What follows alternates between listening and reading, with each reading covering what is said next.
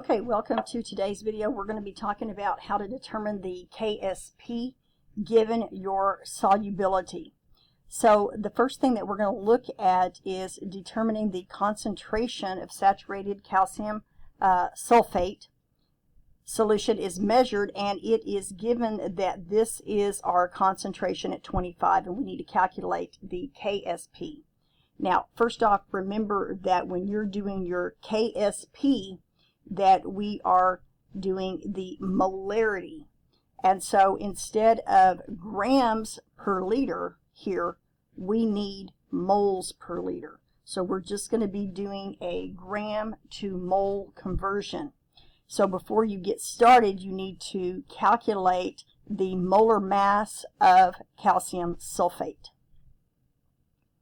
So I'm going to go ahead and get started on this one. So again, we're going to start with our given that we have 0.955 grams per liter, and I'll just put 1 liter there. And again, we know that 1 mole of calcium sulfate, and if you've calculated it, hopefully you get 136.14 grams of calcium sulfate. And so again, we're going to just cancel that. And now we have moles per liter. So go ahead and do your calculations.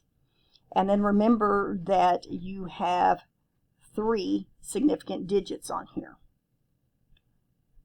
So I get 0.00701 moles per liter, or capital M, whichever one you want to use. Okay, so there's our first step. And so the next step is, again, we need to calculate in the KSP, we need to know our reaction. And so we have calcium sulfate is what we're working with. And again, we start with our solid, and then we're going to make a solution out of it. And so that dissociates into our 2 ions. So we have calcium, which is a 2+, and we have sulfate, which is a 2-. And those would both be, again, aqueous, because we're assuming we're dissociating this again, or I guess we're assuming it says it in water. Okay, so the next is to write our equilibrium expression for that equation. So KSP would be the calcium, concentration of our calcium ion, times our concentration of our sulfate ion. Okay, the next step says to identify the mole ratio.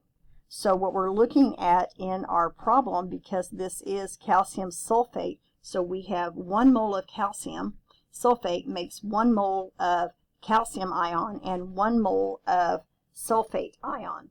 So up above, when I calculated my, and I should have put my compound on there, my calcium sulfate's molarity, because it is a 1-to-1, then my molarity of my calcium and my molarity of my sulfate is equal to the molarity of my calcium sulfate, which I'm going to write it as 7.01 times 10, sorry, ran off the page, 7.01 times 10 to the -3. Now you don't have to do that in scientific notation, but I did, okay, molar.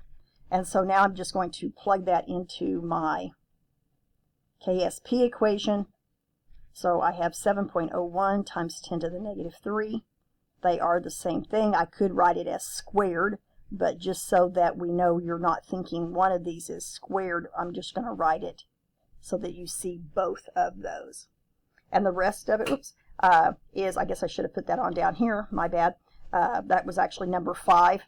So you can put it wherever you want it, I guess, but showing your steps. So we identified our mole ratio. Again, it said make an ice box if we needed to. We didn't really need to because we're dissolving this in water. So remember, we'll use for sure our ice boxes when we're taking our calcium sulfate. If we're dissolving it in something other than water, that has the common ion. So we did that, and again, down here's the substitute and solve, which is what I should have put that there. But you can go ahead and run those calculations, and I get 4.92 times 10 to the negative 5. So again, just check my work, check my calculations, but that is how we go from the solubility to the KSP. Okay, now, where it would be different is if you are not a 1-to-1 mole ratio, if you happen to be a 2-to-1. And so if this had been a 2-to-1, I would have needed to multiply my molarity by 2 to get the number. Okay, so this is your example problem